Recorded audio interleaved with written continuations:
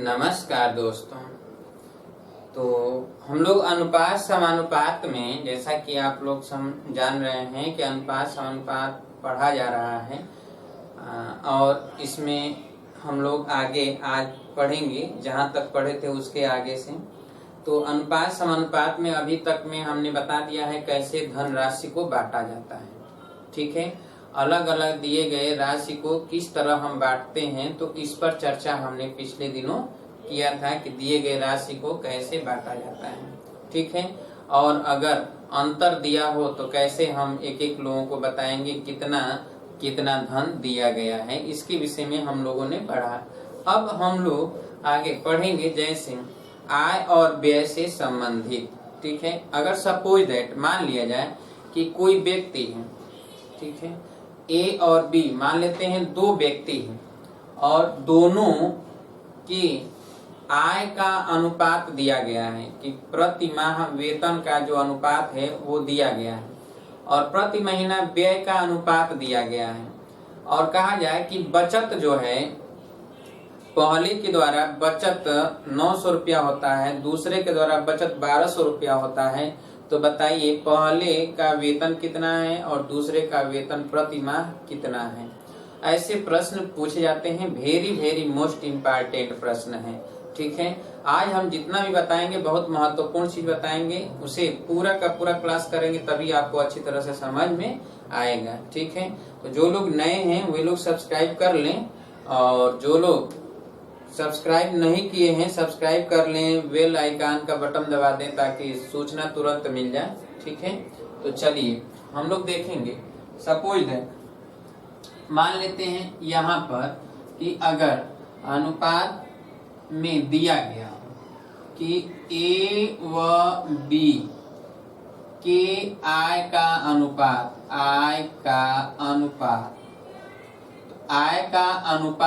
दिया गया हो। ठीक है, कि x1 संबंधे y1 तथा व्यय का अनुपात दिया गया हो x2 संबंधे y2। ठीक है, वह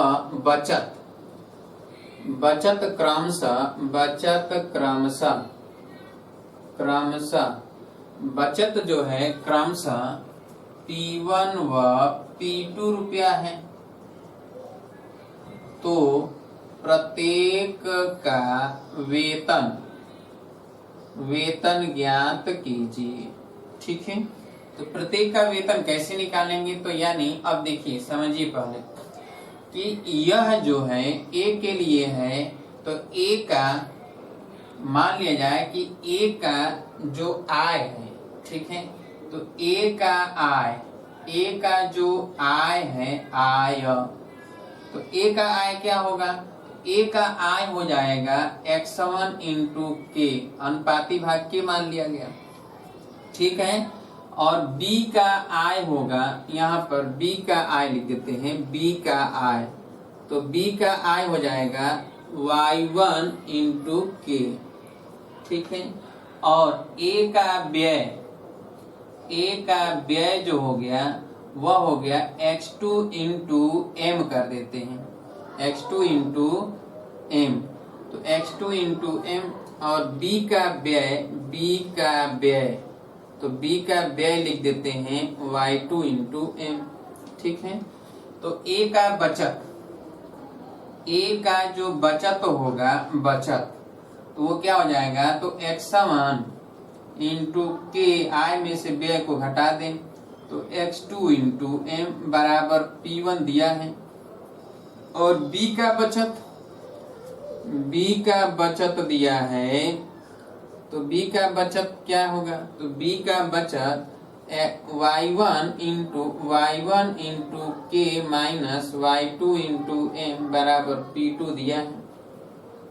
ठीक है, अब जरा देखिए कि यदि अब हमें सॉल्व करना हो तो हम करेंगे कैसे सॉल्व। तो यहाँ पर हम लिखेंगे कि x1 और ये है, तो अब यहाँ पर लिख दिया जाए कि y1 के, ठीक है, और माइनस y2 m बराबर P2। तो तो यहाँ -P1 कर दें, -P2 कर दें, बराबर 0 कर दें। ठीक है, तो K अपान वज्र गुण विधि से लगाएंगे तो K अपान, तो इसको ढकेंगे तो यहाँ पर लिखेंगे क्या, x2 y2 P1 P2, ये माइनस माइनस बराबर यहाँ पर लिखेंगे m अपान, तो यहाँ पर -P1 -P2 और यहाँ पर लिख दें x1 y1 और यहाँ 1 अपान, तो x1 y1 x2 और y2। तो k बराबर जो आएगा, k बराबर, तो k बराबर हो जाएगा, अब k अपान इसका गुणा इसमें होता है तो क्या करेंगे, x2 इंटू P2 माइनस, और इसका गुणा इसमें करेंगे तो माइनस में माइनस का होगा तो प्लस, P1 इंटू y2 बराबर ये m अपान, इसका गुणा इसमें होगा तो माइनस P1 इंटू y1 और इसका गुणा इसमें होगा तो प्लस x1 इंटू P2 बराबर 1 अपान, ये लिखेंगे x1 y2 और यहाँ पे हो जाएगा माइनस x2 y1। अब देखिए यहाँ से k का मान निकालेंगे तो k बराबर हो जाएगा, ये यहाँ पे आएगा तो ये आ जाएगा यहाँ पर, तो इसको लिखेंगे P1 y2 और माइनस x2 P2 अपान, ये लिखेंगे क्या, x1 y2 minus x2 y1। उसी तरह m बराबर क्या लिखेंगे, तो m बराबर हम लिखेंगे m बराबर, तो ये चला जाएगा यहाँ पर, तो x1 P2 minus x2 P1, x1 P2 minus P1 या y1 P1 अपान, ये हो जाएगा x1 y2 minus x2 y1। तो ये k आ गया और क्या आ गया, m। अच्छा, जब k और m आ गया तो हमें पता है कि a का वेतन जो हो जाएगा, a का वेतन, ठीक है, a का आय, तो a का आय जो हो जाएगा, आय वो तो ये पता है x1 इंटू k, तो x1 इंटू k का मान ये है, यही रख देंगे, तो x1 इंटू k और b का आय है क्या, y1 इंटू k, तो y1 इंटू k, बस यही लिखना है। क्लियर है। और k की वैल्यू और m की वैल्यू तो यहाँ से निकाल लेंगे। ठीक है, तो लिख लीजिए जरा इसे, जब इसको लगाएंगे तो आपको अच्छी तरह से समझ में आएगा, जब न्यूमेरिकल लिखेंगे तब। तो लिखिए, यदि a व b के आय का अनुपात x1 संबंधे y1, आय का अनुपात x1 संबंधे y1 तथा इनके व्यय का अनुपात x2 संबंधे y2 हो, x2 संबंधे y2 हो, व इनका बचत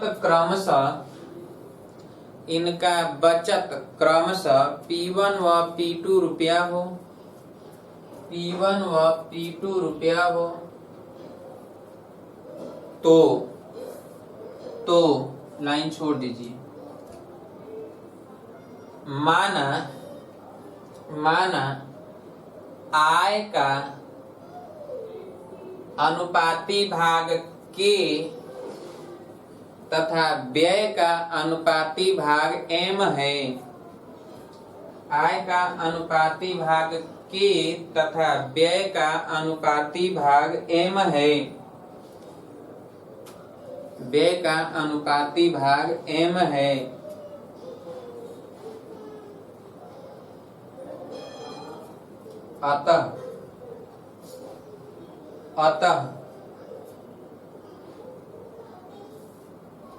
अतः लाइन छोड़ दीजिएगा। a का आय बराबर x1 इंटू k, यहाँ b का आय बराबर y1 इंटू k, a का व्यय बराबर x2 इंटू m, b का व्यय बराबर B का व्यय बराबर y2 इंटू m, A का बचत x1 के माइनस x2m i माइनस व्यय बराबर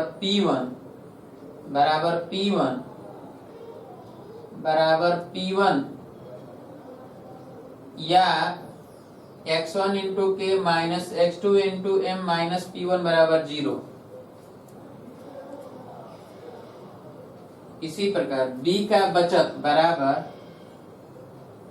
y2 इंटू के माइनस y2 इंटू m बराबर P2 या y2 माइनस के minus y2 into m minus P2 बराबर 0, जो यहाँ लिखा गया है। अब इन दोनों को देखकर ये पूरा लिख डालिए। ये एक लाइन लिखिए, फिर ये लिखिए, फिर ये m और k का मान डायरेक्ट, ठीक है। जल्दी से लिखिए।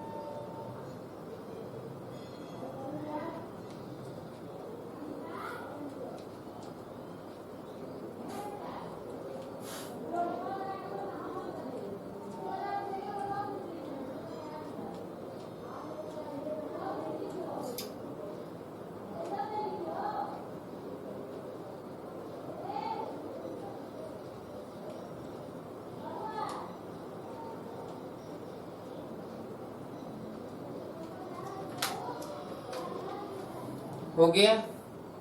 जैसे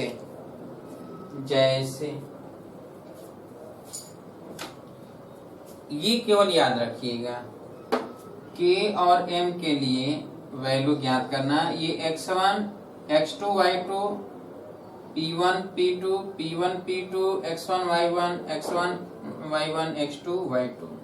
अगर ये याद रहेगा तो आप जल्दी से न कर लेंगे, ठीक है। जैसे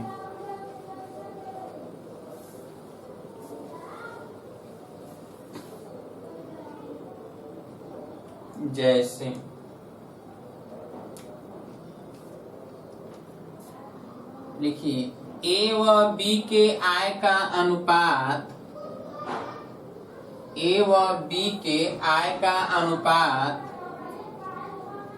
5:3 है। A व B के आय का अनुपात 5:3 है तथा व्यय का अनुपात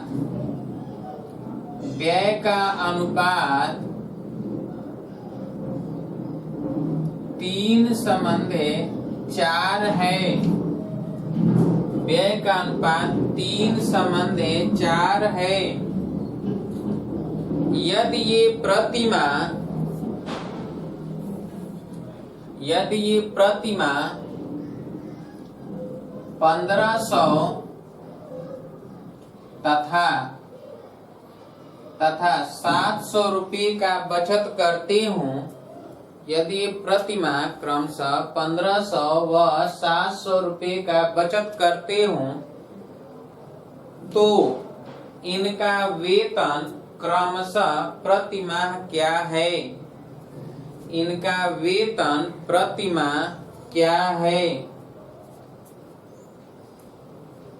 ठीक है, तो चलिए अब देखिए x1 अपान y1 तो क्या है 5/3 और x2 अपान y2 बराबर है 3/4 और p1 अपान p2 बराबर है 1500/700।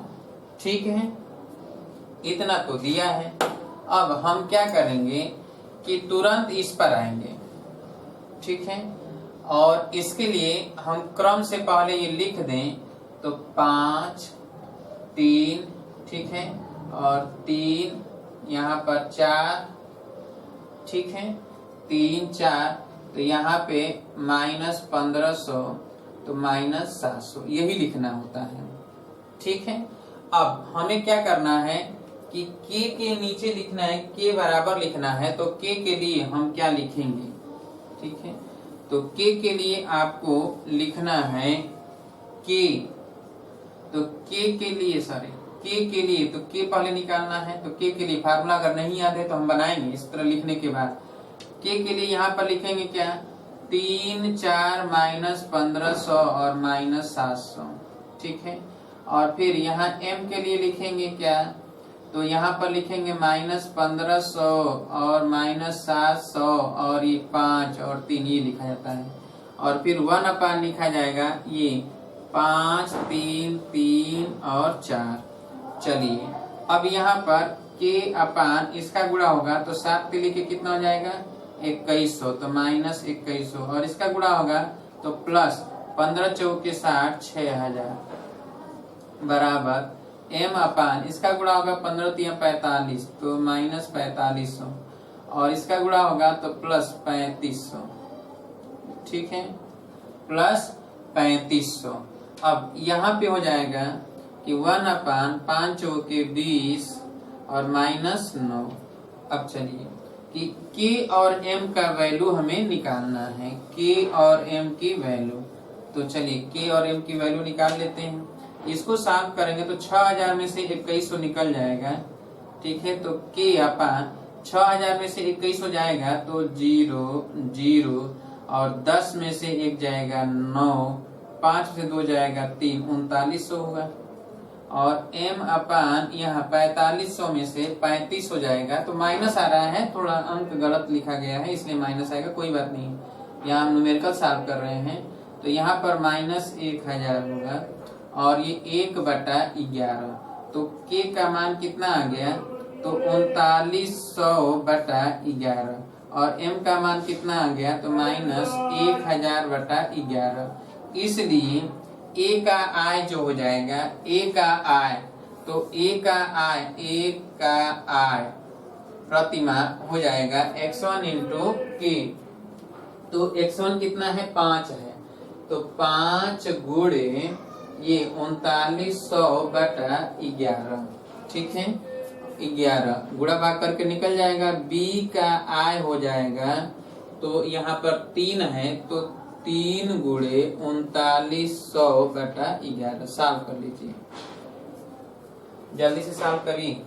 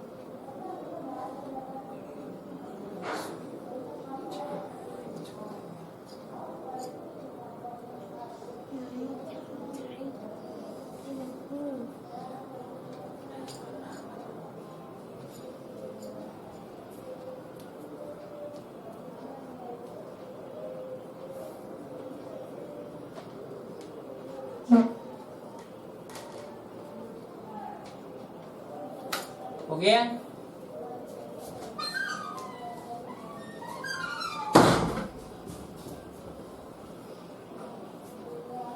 चलिए दूसरा लिखिए, लिखिए, बोले, देखिए दो व्यक्तियों ए तथा बी, दो व्यक्तियों ए तथा बी, ए तथा बी के प्रतिमाह के आय का अनुपात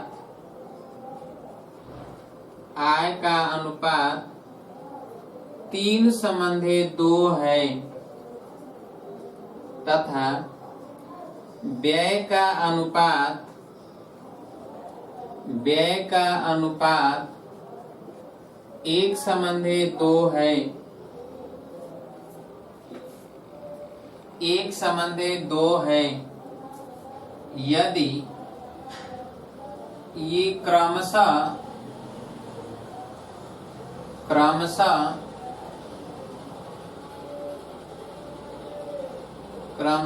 6,000 व 2,000 बचाते हों तो प्रतिमाह का वेतन अलग अलग ज्ञात कीजिए, अलग अलग ज्ञात कीजिए, अलग अलग ज्ञात कीजिए। तो चलिए देखिए, x1/y1 दिया है 3/2, x2/y2 दिया है 1/2 और p1 दिया है 6,000 और p2 दिया है 2,000। ठीक है, इसलिए यहाँ पर x1/y1 3/2, सॉरी यहाँ 3/2, 1/2 और -6,000 और -2,000 लिखेंगे। ठीक है, तब तो पहला छोड़ देंगे, ऊपर लिख देते हैं k, यहाँ पर m, यहाँ पर 1। ठीक है, तो जब k लिखेंगे तो इसको ढक देंगे, तो बाकी को लिख देंगे 1, 2, -6,000 और -2,000 बराबर ये m लिखेंगे तो इसको ढकेंगे, तो पहले इसको लिखेंगे -6,000 -2,000 और 3, 2 और जब 1 लिखेंगे तो इसको ढकेंगे, तो 3, 2, 1, 2। ठीक है, चलिए इसका गुणा इसमें, फिर इसका गुणा इसमें, तो गुणा करें इसमें तो k अपान ये तो -2,000 होगा और प्लस हो जाएगा 6 दूना के 12,000 बराबर m अपान इसका गुणा होगा इसमें, तो 6 दूना के 12,000 -12,000 हुआ और इसका गुणा इधर होगा तो प्लस 2 3 6,000 होगा। ठीक है, और इधर 1 अपान, तो 1 अपान हो जाएगा क्या, तो इसका गुणा इसमें 3 दूना के 6 -2 तो 5। तो k बराबर निकालना है, तो k बराबर अगर निकालना है तो ये देखिए इतना है, तो 12,000 में से 6,000 जाएगा तो 2,000 जाएगा तो 10,000 हुआ, तो 10,000 बटा ये 6 में से 2 जाएगा तो कितना होगा 4। तो k का मान कितना आ गया, तो 4 गुना के 8, 2 20, 4 25 20, 2500। इसलिए a का वेतन, a का आय जो हो जाएगा आय, तो a का आय कितना होगा, तो आय पूछा जा रहा है, तो a का आय हो जाएगा x1 इंटू k, तो x1 का मान कितना है 3 है, तो 3 गुणे k, तो 3 गुणे 2500, इसका मतलब हो गया कि 7500। और बी का आय कितना हो गया, तो बी का आय हो गया बी, तो बी का आय कितना हुआ 2 है, तो 2 गुणे 2500, यानी बी कितना कमाएगा 5000। ए कमा रहा है 7500 और बी कमा रहा है 5000। ठीक है, सॉल्व कर लीजिए जल्दी से।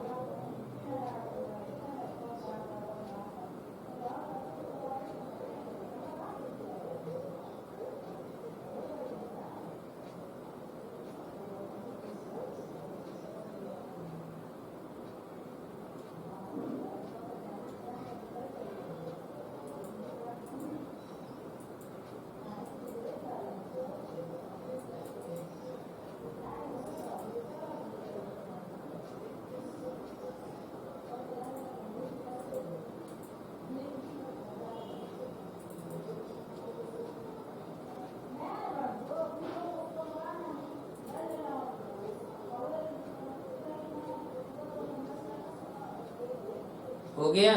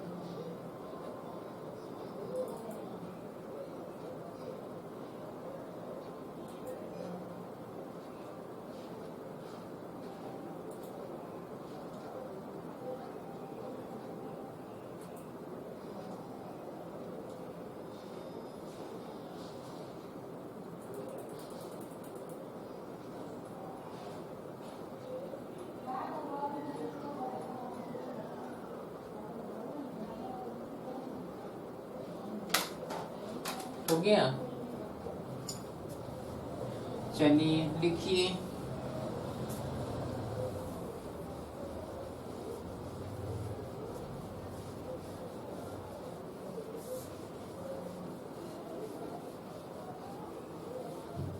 ए और बी के वेतन का अनुपात, ए व बी के वेतन का अनुपात 5:4 है। ए व बी के आय का अनुपात 5:4 है, 5:4 है, तथा इनके व्यय का अनुपात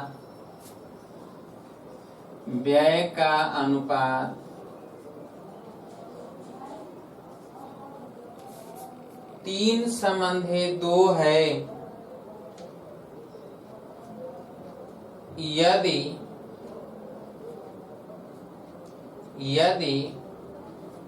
प्रत्येक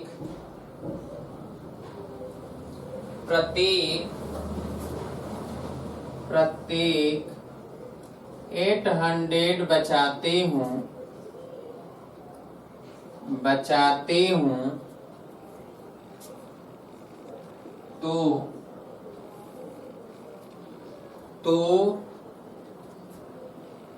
इनका आय क्रमशः ज्ञात कीजिए।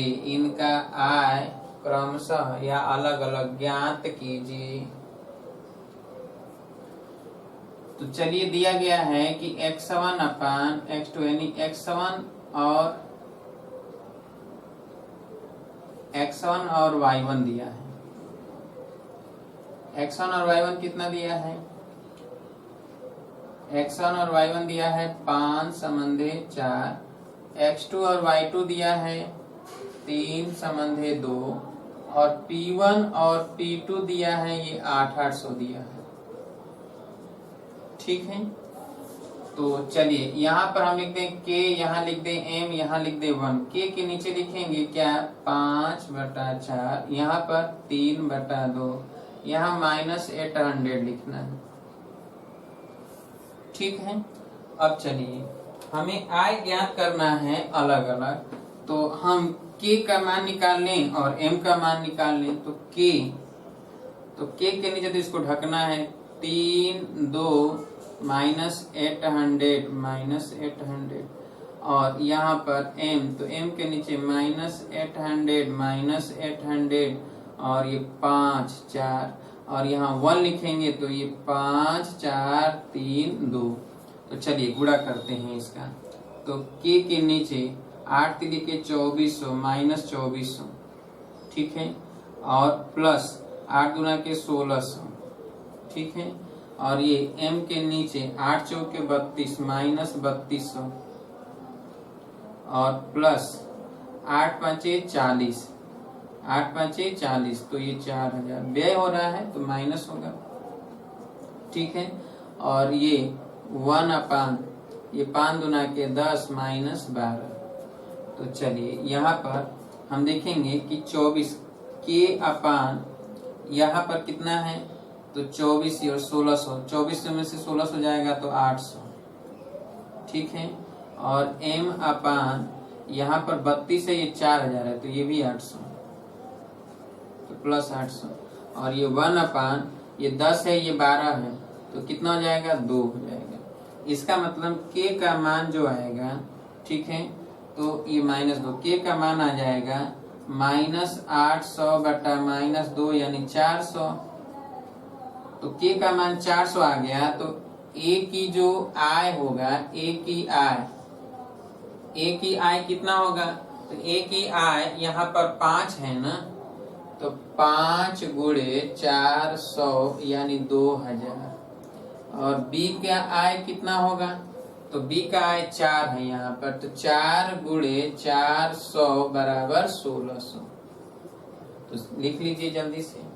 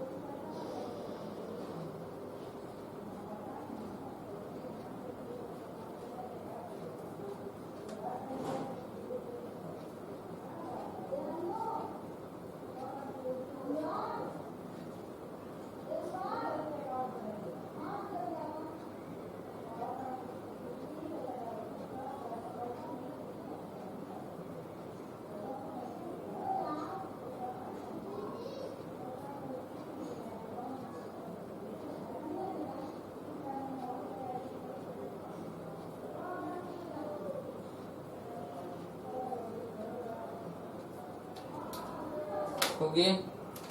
चलिए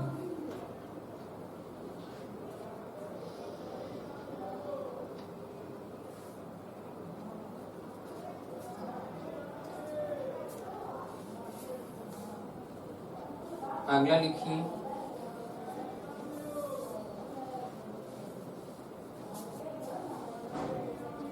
बोले, लिखिए ए व बी के आय का अनुपात,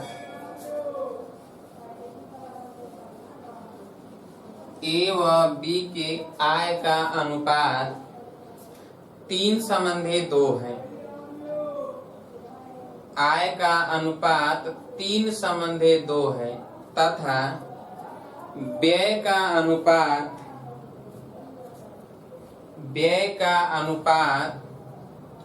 5:3 हो। व्यय का अनुपात 5:3 हो व प्रत्येक 200 रुपए की बचत करते हूँ, प्रत्येक 200 रुपए की बचत करते हूँ तो ए की आय ज्ञात कीजिए। ए की आय ज्ञात कीजिए। चलिए देखा जाए कि आय का अनुपात x1/y1, ठीक है। तो आय का अनुपात कितना दिया गया है 3:2 और व्यय का अनुपात तो x2/y2, ये कितना दिया है, तो व्यय का अनुपात दिया है 5:3 और प्रत्येक बचाते कितना है, तो 200 रुपया बचाते हैं, ठीक है। यहाँ लिख दे अनुपात 3/2, 5/3 और -200 लिख दे, ठीक है। यहाँ पर लिख दे के, यहाँ लिख दे m, यहाँ पर लिख दे 1। अब के लिखेंगे तो इसको ढकेंगे तो लिखेंगे क्या, 5, 3 -200 और यहाँ पर m लिखेंगे तो इसको ढकेंगे -200 और ये लिखेंगे 3 और 2, फिर 1 लिखेंगे तो इन दोनों को लिख दें 3, 2, 5 और 3।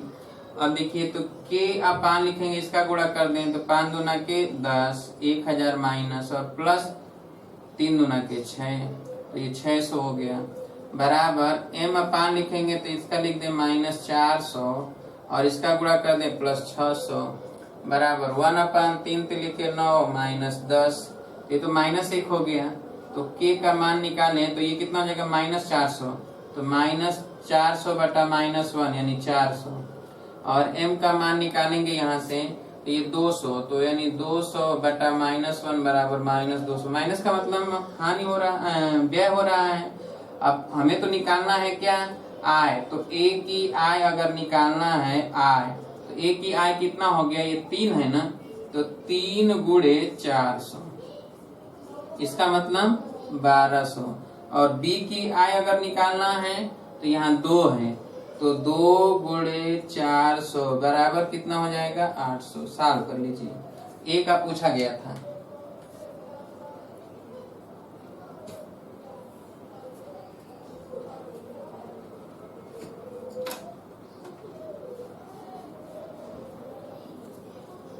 हो गया।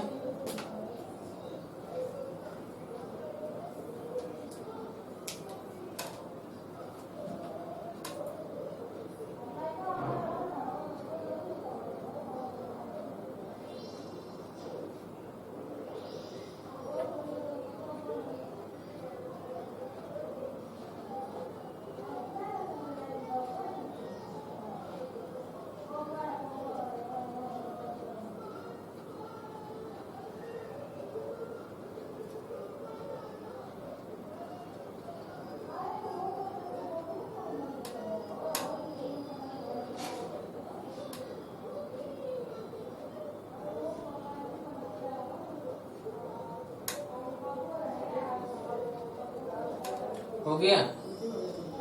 चलिए और लिख लीजिए। बोले, लिखिए यदि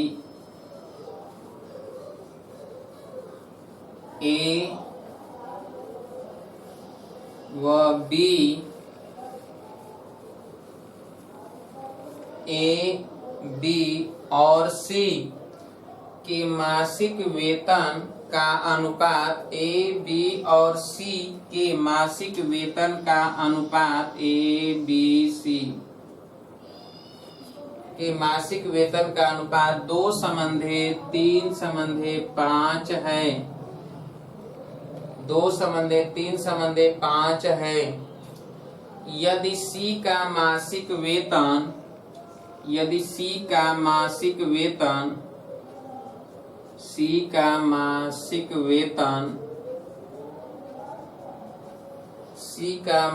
वेतन ए से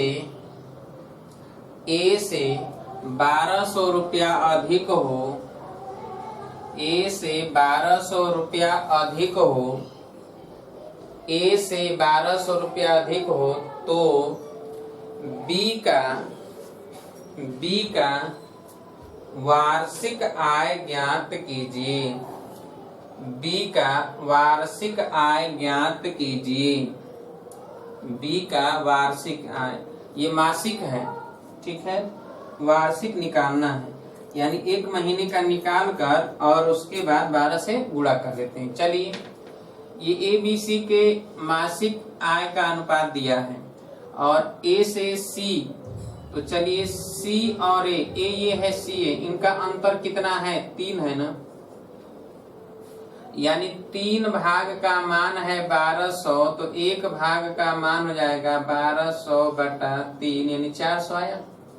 इसका मतलब ये है कि ए का मासिक वेतन होगा, मासिक वेतन तो हो जाएगा 2, तो 400 × 2 बराबर हो जाएगा 800, ठीक है। अच्छा, बी का मासिक वेतन जो हो जाएगा वो 3 × 400 यानी कितना हो जाएगा 1200, और सी का मासिक वेतन जो हो जाएगा वो हो जाएगा 5 × 400 यानी 2000। अब आपसे पूछा गया है क्या कि बी का वार्षिक आय, तो बताइए एक महीने में 1200 रुपया कमाता है, तो बी का वार्षिक आय, वार्षिक जो आय होगा वो तो 12 × 1200 हो जाएगा ना, तो साल कर लीजिए 0 0 12 12 14 यानी 14,400। साल कर लीजिए जल्दी से, 14,400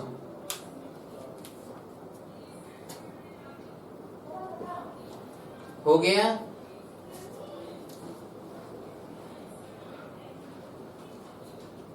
$14,400। तो उम्मीद है कि अब जितना भी हमने सॉल्व किया आज वो सभी समझ में आ गया होगा। आय से संबंधित इसी स्तर के प्रश्न अधिकतर आते हैं परीक्षाओं में, कंपटीशन के एग्जाम में ऐसे ही प्रश्न अधिकतर पूछे जाते हैं। हालांकि जब हम न्यूमेरिकल सॉल्व करेंगे अनुपात समानुपात से संबंधित तो बहुत ज्यादा प्रश्न सॉल्व करेंगे, तो उसमें जितने भी आज तक के परीक्षाओं में प्रश्न पूछे जा चुके हैं सारे के सारे प्रश्नों का सलूशन हम एक एक करके करेंगे, तो आपको पूरा का पूरा कंसेप्ट क्लियर हो जाएगा। हालांकि अभी तो हम एग्जाम्पल बता रहे हैं कंसेप्ट बताकर, तो अभी तो कंसेप्ट और एग्जाम्पल चल रहे हैं कि इसी तरह के प्रश्न आते हैं, ऐसे सलूशन होता है। अब हम आगे बताएंगे आपको, जैसे कोई टोकरी है और टोकरी में अगर सिक्कों की संख्या रखा गया हो 5 पैसे के, 10 पैसे के, 20 पैसे के, 25 पैसे के, 1 रुपया, 2 रुपया, 5 रुपया या नोट रखे गए हों और उनकी संख्या का अनुपात दिया हो और टोकरी का कुल कीमत दिया हो, टोकरी का कुल कीमत और संख्या का अनुपात, तो पूछेगा एक एक सिक्के की संख्या बताइए, या कीमतों का अनुपात और टोटल संख्या दिया हो तो पूछेगा कि एक एक सिक्के की कुल संख्या बताइए कितना है। 2 तरह के प्रश्न पूछे जाते हैं, तो इनसे संबंधित चीजों पे चर्चा कल करेंगे। सिक्कों और टोकरी से संबंधित सिक्कों की संख्या ज्ञात करना, ठीक है, तो कल हम लोग इस पर चर्चा करेंगे। और आप सभी अपने अपने दोस्तों यारों से बता दें, क्लास कंटिन्यू चल रहा है, रोज हम कहते हैं आप सभी कम से कम 1-1 और 2-2 सब्सक्राइबर बढ़ाएंगे तो भी बहुत ज्यादा लोग बढ़ जाएंगे।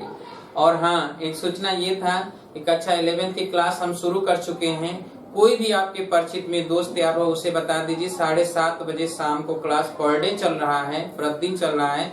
कभी कभी किसी कारणवश, जैसे आप भी जानते हैं कि इंटरनेट के प्रॉब्लम की वजह से जो है कभी कभी क्लास मिस हो जाता है, नहीं चल पाता है। जैसा कि इधर 2-3 दिन देख रहे हैं, कभी चल रहा है, हमको लगता है कि इधर एक दिन चलता है, एक दिन के बाद नहीं चल पाता है, सिर्फ इंटरनेट के प्रॉब्लम की वजह से नहीं हो पा रहा है। हालांकि 2-2 कनेक्शन लिए हुए हैं, फिर भी नहीं हो पाता है इंटरनेट, दोनों में सर्वर डाउन करने लगता है, नहीं हो पाता है, कंटिन्यू चल ही नहीं पाता है, इसीलिए क्लास नहीं चल पा रहा है। फिलहाल जब इंटरनेट सही रहता है तो कंटिन्यू चलता है क्लास, ठीक है। तो 7:30 बजे 11th की क्लास है और 12th की क्लास सुबह 11 बजे और शाम को 7 बजे कंटिन्यू चलता है। और आप लोगों की क्लास तो अपने अनुसार चल ही रहा है। IIT पॉलिटेक्निक के लिए आपको सोचना है कि ये है कि जो भी विद्यार्थी IIT पॉलिटेक्निक 2021 के लिए अगले बार जो आएगा फार्म, उसके लिए, जो अभी परीक्षा होना है उसके लिए नहीं, जो भी तैयारी करना चाहते हैं तो ऑनलाइन हम पढ़ा रहे हैं। इस समय 10 जुलाई से स्टार्ट करने वाले हैं बैच हम। तो 10 जुलाई से जो भी व्यक्ति अगर जुड़ जाएगा, उसकी पूरी गारंटी है कि वो अच्छे रैंक से निकालेगा। इसकी तो पूरी गारंटी है कि अच्छे रैंक से वो निकालेगा। कोई भी प्रश्न आएगा तो उसे सोचना नहीं होगा, जितना हम बताएंगे उतना अगर वो तैयार कर लेगा तो फर्स्ट रैंक भी ला सकता है, इसमें दो राय नहीं है। आज तक जितने भी फर्स्ट रैंकर लड़के रहे हैं, जब से हम पढ़ा रहे हैं, मैक्सिमम लड़के हमसे ही पढ़कर अधिकतर अच्छे टॉपर रैंकों में लड़के रहे हैं। टॉप 100 तक में सबसे ज्यादा रैंक देने वाले जो हैं यहाँ पर जो भी होंगे लड़के, वो आप पता करेंगे कि कौन है। तो बहुत लड़के जो है खोजते खोजते हमें ढूंढते हैं कि कहाँ हैं सर, कहाँ पढ़ा रहे हैं। और जो लड़के पढ़कर निकल जाते हैं वो, उनको तो पता ही है कि कौन जो है कहाँ सिलेक्शन अच्छा होता है। केवल दिखाने से नहीं होता है, करने से होता है। तो हम लोग करते हैं वैसे, और सन 2003 से पढ़ाया जा रहा है तो काफी दिनों का अनुभव भी है, जिसकी वजह से पता भी चल जाता है कौन प्रश्न आना है, कौन प्रश्न नहीं आना है। आप जैसे ही कोई प्रश्न पूछने वाले होते हैं, हमें पता चल जाता है कि आप पूछना क्या चाहते हो।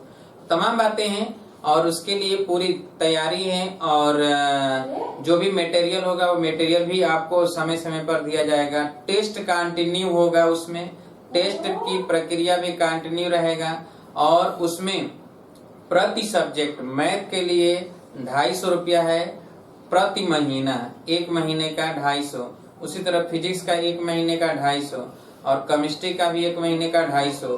प्रत्येक का 250 रुपया महीना, केवल 250 रुपया प्रति माह है। और अगर आप जितना जल्दी हो सके उतना जल्दी ज्वाइनिंग कर लेंगे तो आपके लिए, जो भी आपके दोस्त यार हैं उनको बता दें, आपके संबंधी हैं तैयारी करना चाहते हैं उनको बता दें, तो अच्छा रैंक आएगा और लोड भी नहीं रहेगा, कम समय भी नहीं रहेगा। और बाद में चल के ज्वाइनिंग करेंगे, जितना डिले करके ज्वाइनिंग करेंगे उतना ही वो जो कम समय रहता है तो हम लोग स्पीड से पढ़ाएंगे, स्पीड से पढ़ाएंगे तो समझ में आता नहीं है। तो बहुत आराम से हर एक चीज समझ में आ जाए, उसके लिए अभी से ज्वाइनिंग करना ज्यादा जरूरी होता है। और हम लोग तो देख रहे हैं ना, 10-12 साल 15 साल में हम लोगों ने देखा कि जो पहले बैच में जितने भी बच्चे आते हैं वही अच्छा रैंक लाते हैं, और लास्ट के जो भी बच्चे होते हैं वो उतना अच्छा रैंक नहीं लाते हैं, क्योंकि वो भटकते रहते हैं, कभी कुछ की तैयारी करेंगे, कभी कुछ की तैयारी करेंगे। उनको अभी तक पता ही नहीं चल पाता है कि हमें करना क्या है। लेकिन जो शुरू से जुड़ जाता है, एडमिशन ले लेता है, वो चुप मार के जो है केवल पढ़ाई करता है। तो वो पढ़ाई करेगा तो जाहिर सी बात है वो आगे बढ़ेगा, जो पढ़ाई नहीं करेगा वो आगे बढ़ ही नहीं पाएगा। इसलिए जो भी व्यक्ति आपके संबंध में है, आपके घर में है या आपके रिलेशन में है, आप उनसे बता दीजिए कि अच्छी जगह ज्वाइनिंग कर लें, ठीक है। और सबसे बेस्ट है कि आप जो है अगर हमसे ज्वाइनिंग करा देते हैं तो इसकी तो पूरी गारंटी है कि जितना हम बताएंगे उसी में से आएगा। तो कल हम मिलेंगे तो इसके आगे चर्चा करेंगे। तब तक के लिए नमस्कार दोस्तों।